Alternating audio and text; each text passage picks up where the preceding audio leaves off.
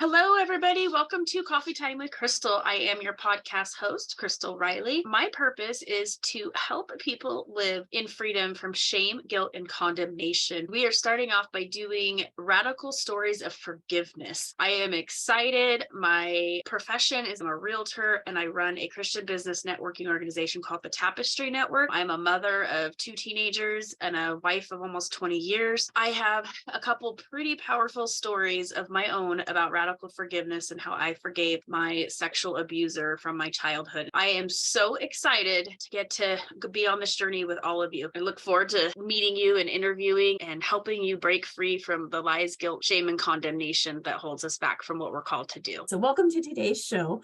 I am here to introduce you to Pastor Elaine, and she's going to share with us about radical forgiveness and forgiving her sexual abuser, even planning and officiating his funeral. So welcome, Pastor Elaine. Thank you, Crystal, for inviting me. It's a pleasure to be able to share my journey with other people. Awesome. I'm so excited. So tell me a little bit about who your abuser was and a little bit about what happened.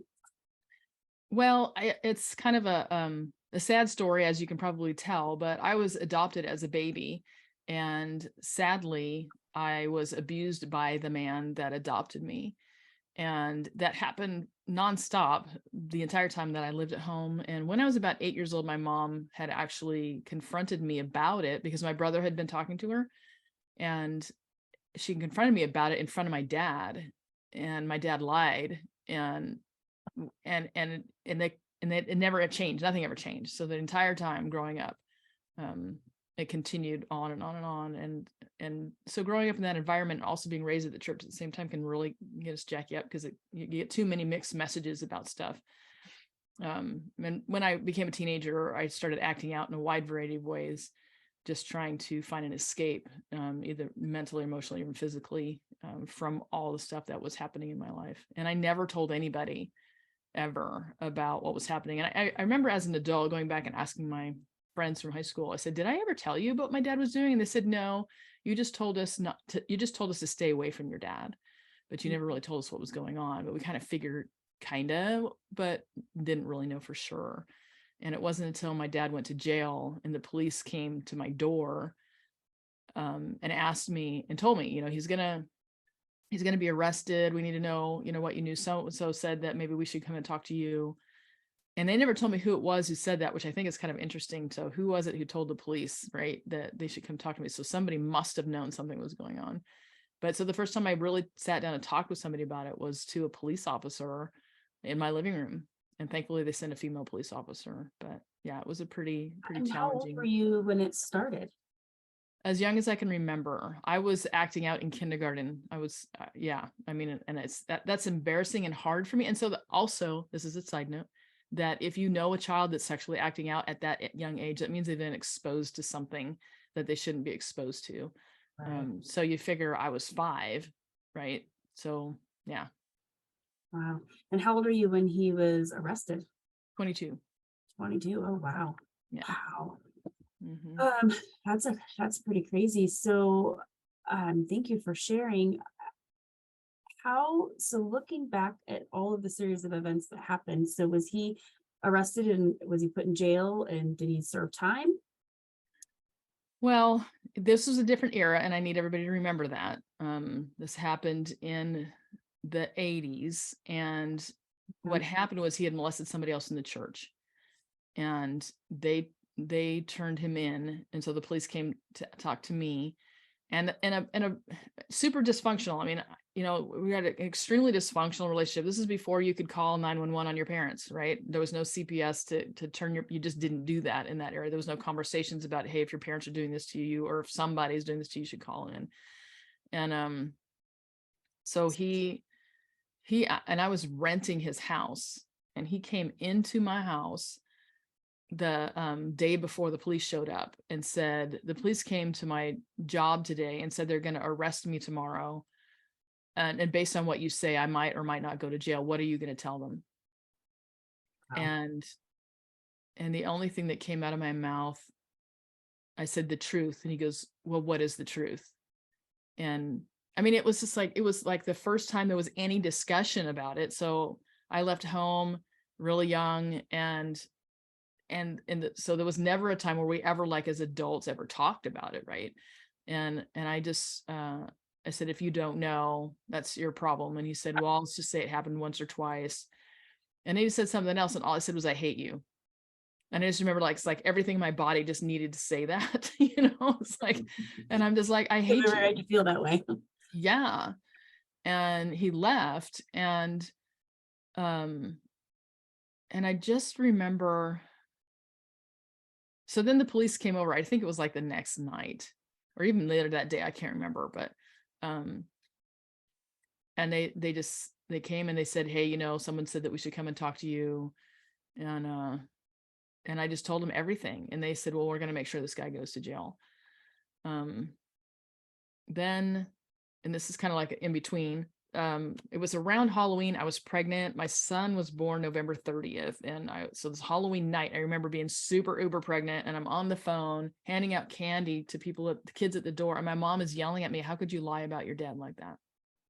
I mean, just, so a lot of real pressure, about what is true, what is not true, who do you tell, who is it okay to talk to, and the pressure of lying. And then people in the church really didn't understand, because my parents were very giving socially, very involved in the church. My mom played the organ, my dad taught Sunday school, my dad was on the church board when he went to jail. They were highly involved in immigrant organizations, and so people in the church even had a hard time with it. And eventually, he did get convicted, but I was never allowed to go to court or testify, because the girl who he originally molested was a minor. And because of privacy laws back then, I was not allowed to even know anything. And I was frustrated by that, because I'm like, okay, so this guy went to court and got prosecuted for what he did to me, but I never even got to hear about it, know about it, say anything about it. And that was really kind of weird. And because he was a professional, he was sent to what I would call a white collar jail, where you go to jail during the week and you come home on the weekends. I kid you not.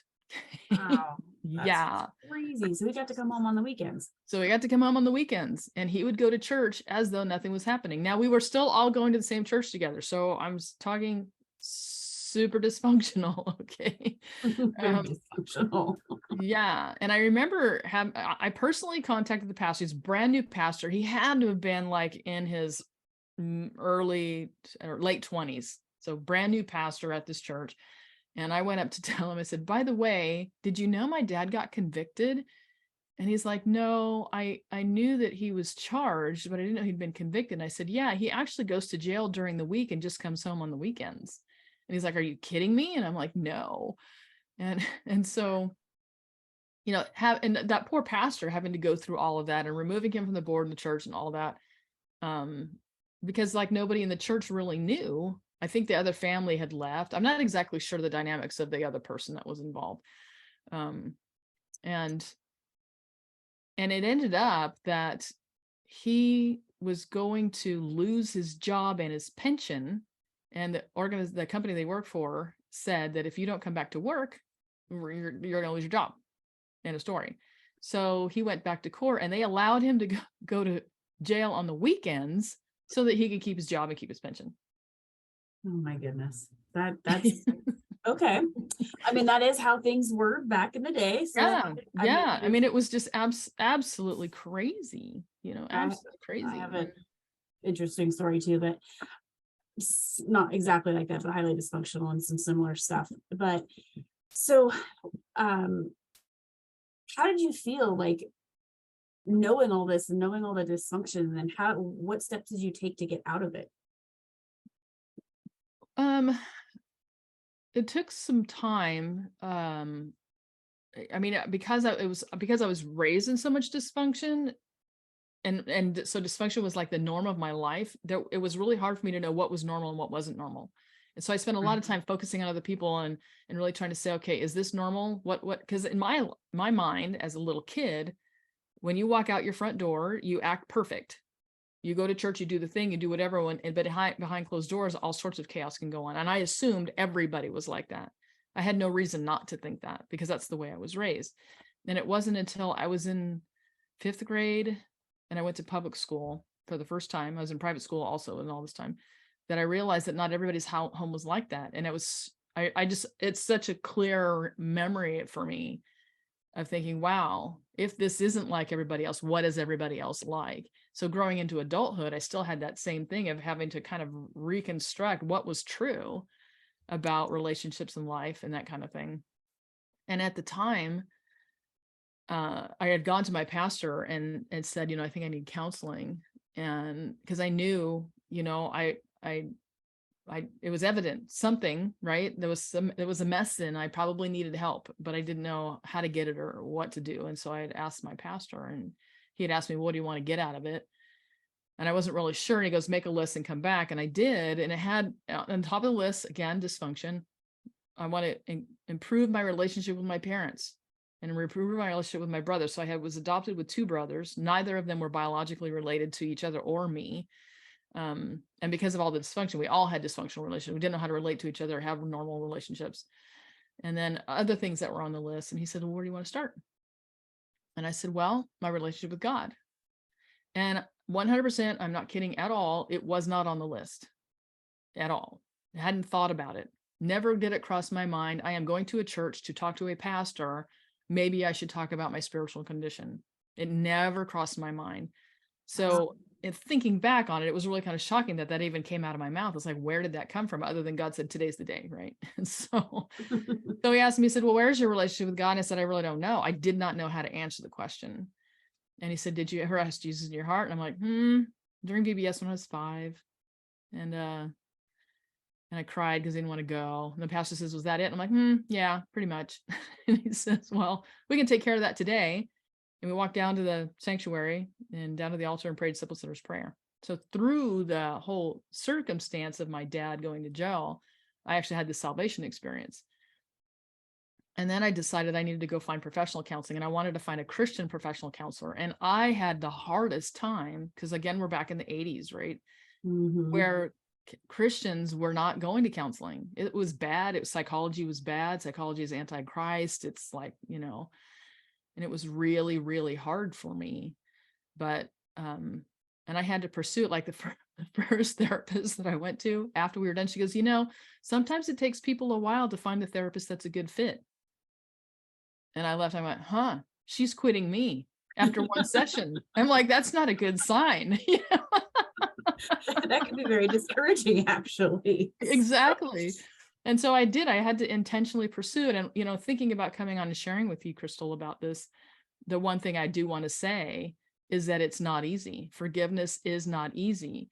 And nothing that Christ taught was easy. And the disciples didn't get a lot of what he taught until well after he died, right? And rose again. And they didn't get it. And it's hard, and you have to really want it and pursue it in order to be able to find the freedom in that. So how does one decide that's what they really want?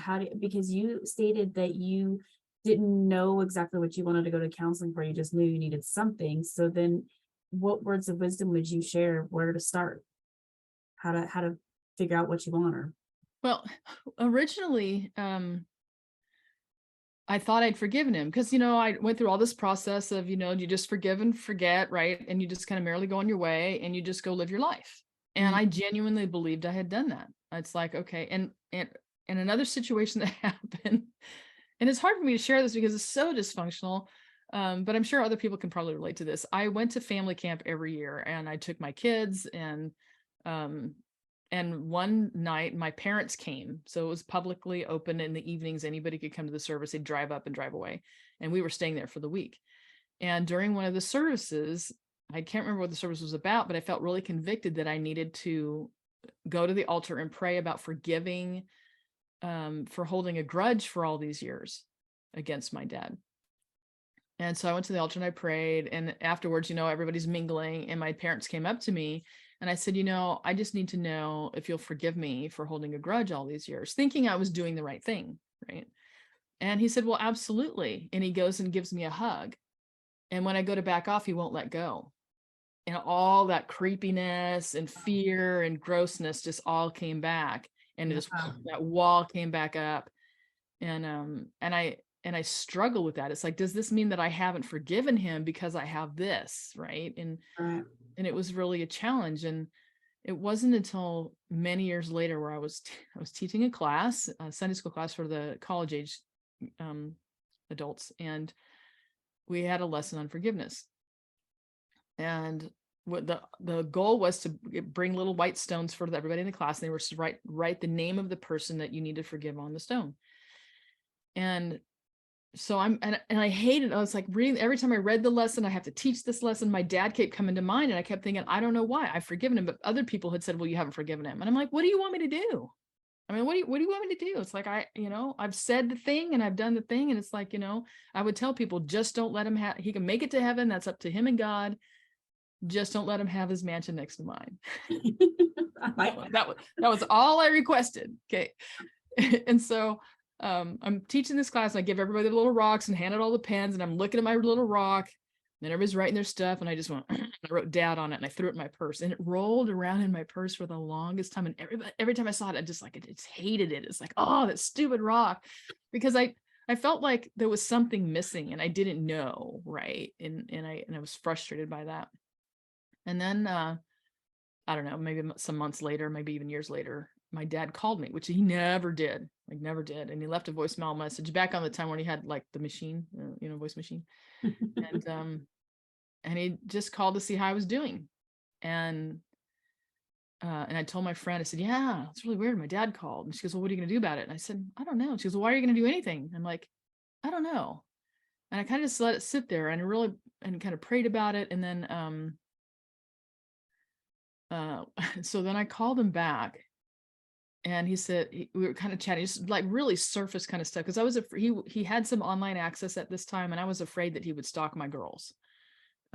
Because that's what he would do. He continued to molest people until into his 80s. And for whatever reason, I could not get them to keep him in jail, even though he confessed last time to some sort of aggravated misdemeanor or something like that, so that he wouldn't have to go to jail and just pay a fine. I mean, it was just, it was horrid. But during that conversation, he says, so why did you call me back? And and this is all I could muster up: because you're a human and I shouldn't treat you as anything less. And that was like all I could muster up. Right. And then after that, a pastor had preached a sermon about forgiveness. And what God showed me, and this might be really hard for people to hear, I just want them to know that this is my journey, yours might be different. But what God showed me in that moment was that Jesus died on the cross. And in that moment, he's saying, Father, forgive them, for they know not what they do. And they were in the process of killing him, right? And he's looking at them while they're in the process of killing him and saying, Father, forgive them, for they don't know what they do. So the thought that came through my mind is, can I ask God to forgive my dad while he's in the process of molesting me? And the only thing that came out, and I'm thinking, there's no way, right? It's like, there's just no way. You can do anything. But the end clip of that, though, was because they know not what they do. And the revelation that I had was that my dad, when he's in his full right mind and he is standing before God, I mean, he was a messed up guy. He totally believed that he did never hurt anybody. I got I don't ever recommend this. I got the transcripts from the court that had some redactions in it, so I could read some of the stuff. Mm-hmm. And he truly, genuinely believed that he never hurt anybody. And so I know he was a messed up guy. But when he goes and he stands before God in full awareness of his reality, of what he did, and sees the ripple effects of everything that he did, he will be truly remorseful. And in that moment, I could say, God, forgive him, because that's the judgment day, right? Right. And to be able to get to that place, and that really helped me understand that I can let that go, but it does not mean that I approve of his behavior. I accept it as reality. This is what happened, and this is kind of the path of forgiveness. This is the way we work, the way we operate. That doesn't mean anybody will ever approve of what he did, but I can forgive that because I have a deeper understanding of really God's perspective on the situation. So it's a very long answer to a short question. And really it's just looking at your heart and just, and really knowing, have you gotten to that place where you can truly let it go? It's a really hard process to go through. I totally understand. I appreciate you sharing. Is there anything else that you would like to share with us? Oh, really quick, while we wrap up, do you want to share how you came to the space of you were the officiant of his service and organized his memorial? I kind of felt like it was a closure for me. Mhm. And I think it really helped me and everybody. That it was very ill attended, as you can imagine, maybe 25 people max. But the people that attended was like my older brother. My younger brother had passed away, but my older brother came. The pastor who was at the church when I was a teenager came. Some of the other people at that church, and it gave us all an opportunity to come together and really be open about the situation and healing for all of us. And but it was a closure issue for me that I can say, okay, I've come to this place. I can honor him as a human. And there were people who came who knew them. And I said, this is the man that I remember, and you may have other memories. And there were people who came who knew them as good people. And one of them came up to me afterwards and he says, I choose to remember him as the good man. And I said, that's fine. I mean, that's fine, because that's who you knew him as. And so I think it was really just helpful in all circumstances, to get to that point. Do you have a relationship with your mom? So both of them are deceased now. Okay. Yeah. And I did find my biological family though. Oh, awesome. Congratulations. That's exciting. Yes. Did you ever find out, or did you ever choose to forgive your mom in all of this stuff? I did in the years. So my mom surprisingly was extremely naive, and people get really mad at me when I say this, but she was extremely naive, raised in an extremely strict Catholic home. And so a lot of this was just beyond her rational understanding that it could happen. And one time we went to the movies and she said something to me. She says, well, why didn't you ever tell me? And I said, I did. So this is like, I'm in my 30s by this time. Mm-hmm. And I could see her going through her memory bank and remembering. And she says, well, why didn't you ever tell me again? And I said, you didn't believe me the first time. Why would I think you'd believe me the second time? And I think that showed me that she did care. She would have done something about it, but there was just such a disbelief that this would really be happening. Right. And so I don't, and then having to deal with all the other stuff, that extended story, but have a lot of grace for her. Yeah. I totally understand that. Well, I appreciate you sharing, Pastor Elaine. Thank you. You're welcome. All right. I think that's it. Well, I appreciate you allowing me to come. And if if you want to connect with me or hear more about my story, you can just go to pastorelaine.com, and I'd love to connect with you. Awesome. Thank you. You're welcome.